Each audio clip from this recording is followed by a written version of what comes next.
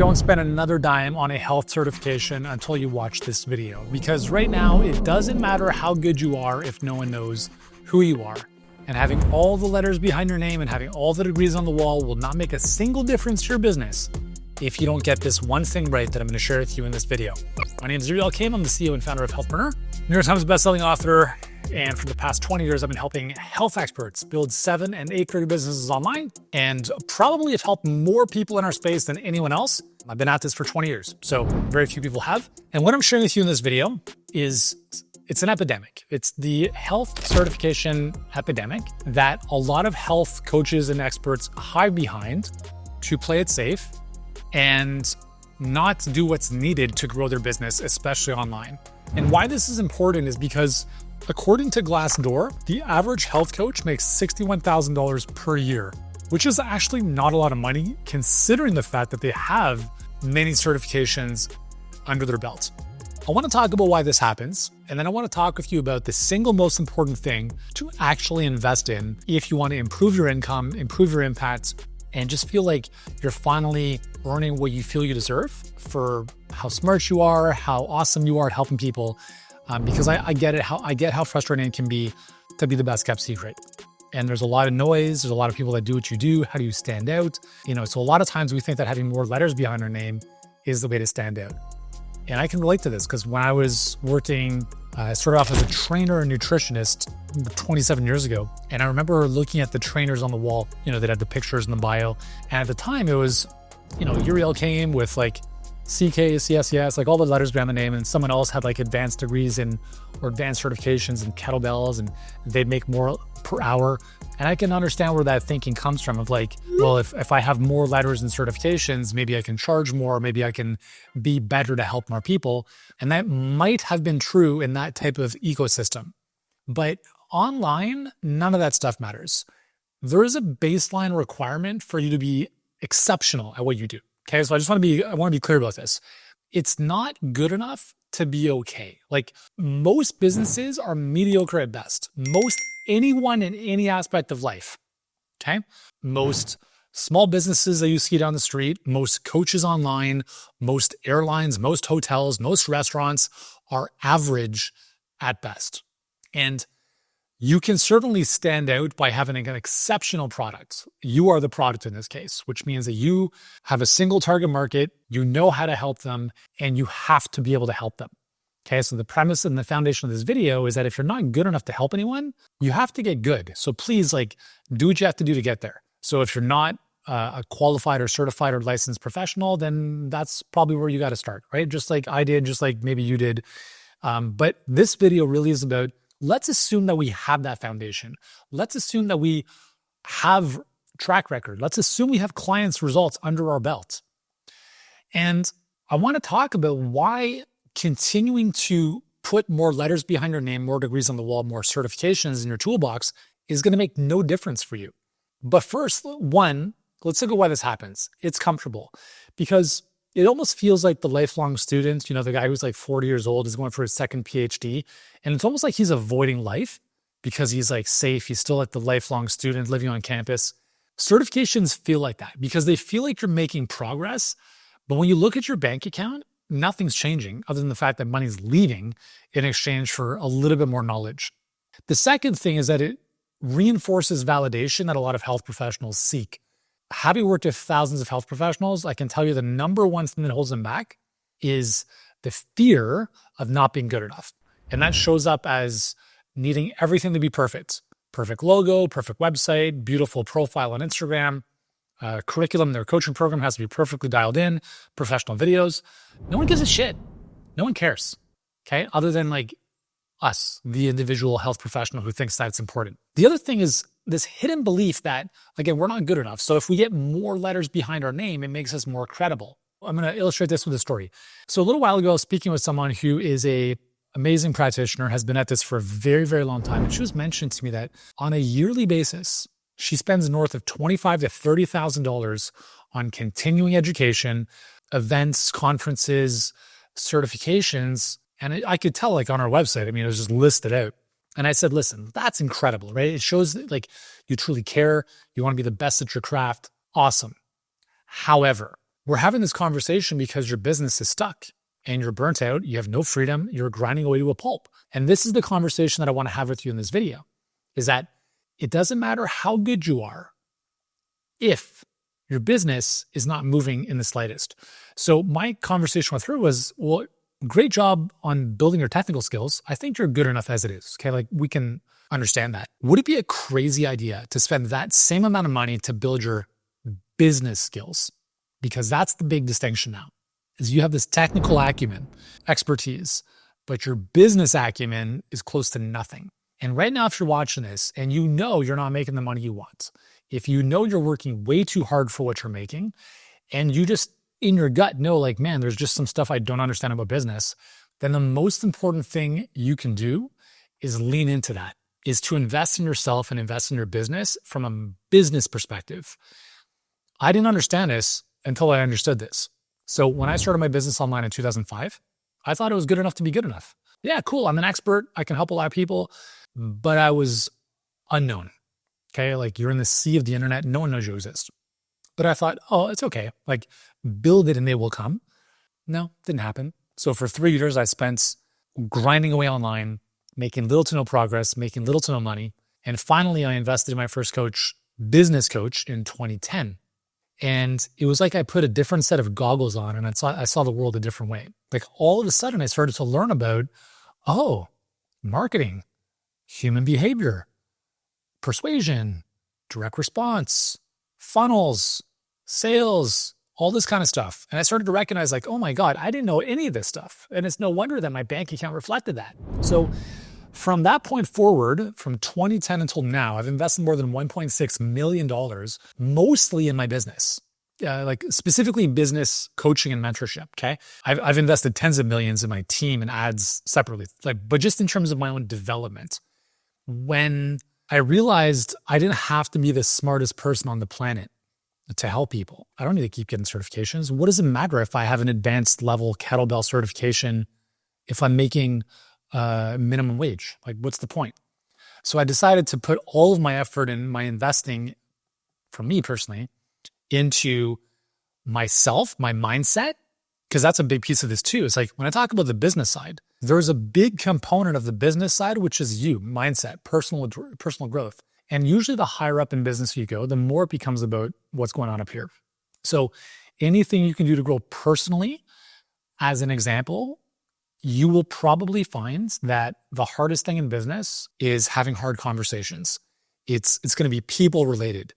And that's a you and you thing, right? And so as an example of like investing in personal growth, whatever that looks like, is why do I keep running into these roadblocks with humans, whether it's team members, clients, etc.? That may not be a marketing issue, but eventually when you scale to 7-8 figures, if that's where you want to go, the big bottlenecks will be people and the big opportunities will be people.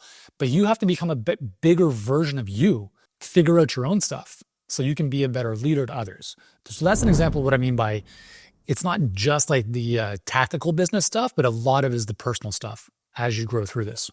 What I recommend, and this is what I did obviously for myself, is like, assuming you're here watching this because you want to grow your business, you want to impact more lives, you want to leave a bigger dent in your neck of the woods, virtually. It's really important to understand, like, more certifications is not going to get you closer to that. Like, it really isn't. Like, you're good enough as it is, okay? I'm not saying that you shouldn't develop and, out of the desire to want to get better at what you do, but if that's where the majority of your focus and investment is, your business will reflect that 100%. And I see this all the time with clients coming in to work with us.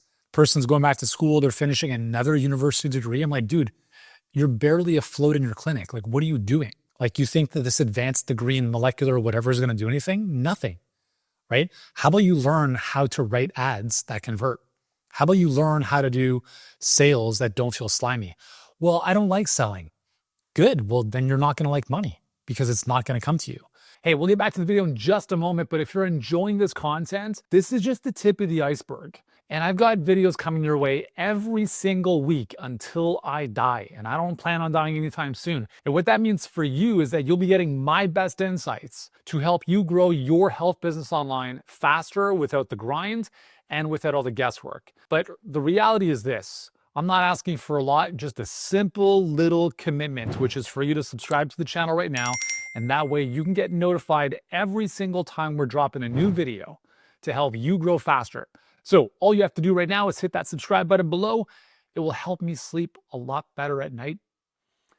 But more importantly for you, it'll help you build your dream a lot faster. So go ahead, subscribe, and we'll get back to the show. We typically don't like things that we're not good at. And so the way to like something is actually get good at it. And when you understand that learning how to get good at business, it's not an evil. It's not even necessary evil.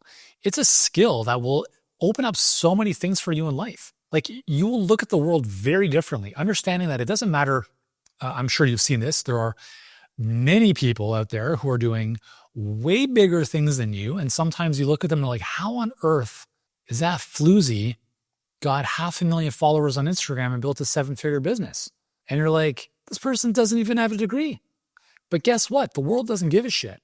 Because if that person can help them get a result, that's all that matters. Meanwhile, a lot of times as health professionals, we're too smart for our own good.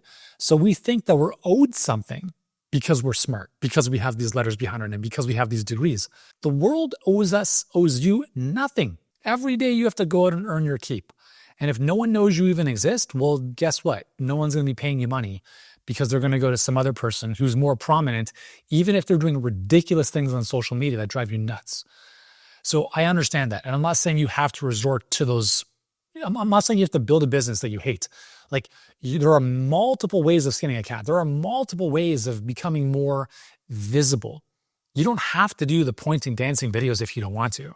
But you have to be you, and you have to learn the mechanics and the principles of good marketing, of good messaging, of being able to package what you do in such a way that people actually want. Understanding that if I go to your website and I can't clearly see what you do in 2 seconds, I'm gone. And so does everyone else who goes to your website or your Instagram profile. And not being aware of that is the biggest blind spot and danger in your business. It's the cost of ignorance. It's not knowing it's like not knowing what you don't know. That's the biggest tax that you're paying. And so in order to get where you want to go, it's like you have to think about, what am I willing to pay to learn this, to uncover these blind spots and learn these solutions so I can achieve what it is I want? Well, the answer to that question is you should theoretically be willing to invest whatever the difference is between where you are and where you want to go. So if you make $100,000 a year and you want to make $1 million, there's a $900,000 gap. And that $900,000 gap is what it's costing you to not know how to close the $900,000 gap. So theoretically, how much should you pay to close the gap? Up to $900,000. Now, I don't think you necessarily have to do that. You can invest a very small fraction of that and learn the skills in marketing and business acumen to significantly grow so you can go from $100,000 to $500,000. But the outsized return of that initial investment is significant. In investing, there's a saying, which is the risk is in the investor, not the investment. So if you just think about this, like what investments, what asset do you know and have control over more than anything else? You. Yeah. Second on that list is maybe your business. So here's the little acid test. Do you currently invest in stocks, index funds, mutual funds? If the answer is yes, my question is why? Why? You're making 9% per year. And maybe it's because you think it's safe. My next question is, would you be willing to pull $10,000, $20,000, $50,000 out of those to invest in you and your business? And if that makes you kind of like all queasy and stuff, just tap into that. Why? Why is it making you feel that way? Because the reality is you have no control over these companies. You don't even know who the CEOs are, the chairman of the board. You don't know any of that stuff, right? You don't know if they're doing like friggin' oil spills in the middle of the Mediterranean. You have no idea what's going on there, but you have 100% know of your business. So when I say the risk is not in the investment, it's in the investor, you not knowing anything about those investments is a big risk. But you're hedging that risk because the return is so small. You invest in your own business, not some like rental building on the other side of the country you have no idea about. You invest in your business. You hire great people. You ramp up marketing, maybe in the form of ads. You become more visible. You start building the skills because now, let's say you invest $50,000 in your business in whatever way, shape, or form, whether that's coaching or marketing or anything else, that amplifies like the return on that. I don't even know how you can measure that.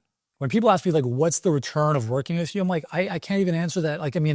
Over 12 months, it's 314%. Okay. But like, that's the wrong question. The right question is the ROI is infinite. Because if I look back at the first $18,000 I spent on a coach for business, I've never asked what's the return on this? What have other clients done with your help? Is there a money back guarantee? I've never asked those questions because I understand that this is always on me, just like it's always on you. So that if I were to look at that initial $18,000 and what it's returned to this point in my life, it's got to be in the hundreds of thousands of percents. So for me to be like, well, like I only made no, like your time frame is too small. Your time frame is too small. Like I went to the University of Toronto, graduated summa cum laude. I had a good experience in university. I went through kinesiology and then back to school for nutrition.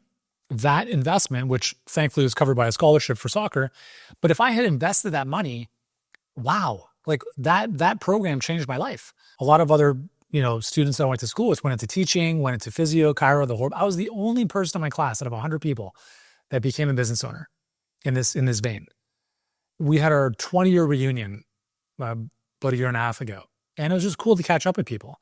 But like to see what I was able to do from that understanding of the human body to then build a business around that and help 500,000 people, 500,000 people to better health in my first business. Wrote 3 best-selling books, including a number 2 New York Times bestseller, Wall Street Journal, and USA Today bestseller. Been on The Doctors, been on Dr. Oz, done the whole circuit. All of that started off with that initial foundation of building my technical skills. So yeah, for me, it paid off. Some people went to university. It was a bit of a waste for them. On the business front, I've invested millions in myself. I've made tens of millions in return from those investments. Because when you invest in skills, no one can ever take those from you. Even if you go bankrupt, you will always have the skills. If I lost all the money I had right now and I lost all the assets I have, I still have all the skills. I have human behavior, marketing, sales, how to hire, how to build a team, how to help my clients achieve results, etc. But none of that would have been possible had I only focused on getting more certifications or more degrees to feed my ego or to pretend that was helping me get closer to my goals when in reality it was just kind of keeping me playing safe, as opposed to putting myself out there and getting rejected and having people say no and having people say, hey, Baldy, why should I take advice from you? Okay. I have a very strong opinion about this. I think initially you have to be technically great, 100%. You have no business on this planet to take money from people if you can't exchange 10 to 100 times more in value to them. That should be sent to jail if that's the case. I'm assuming that's not you. You're here because you know how to help people already.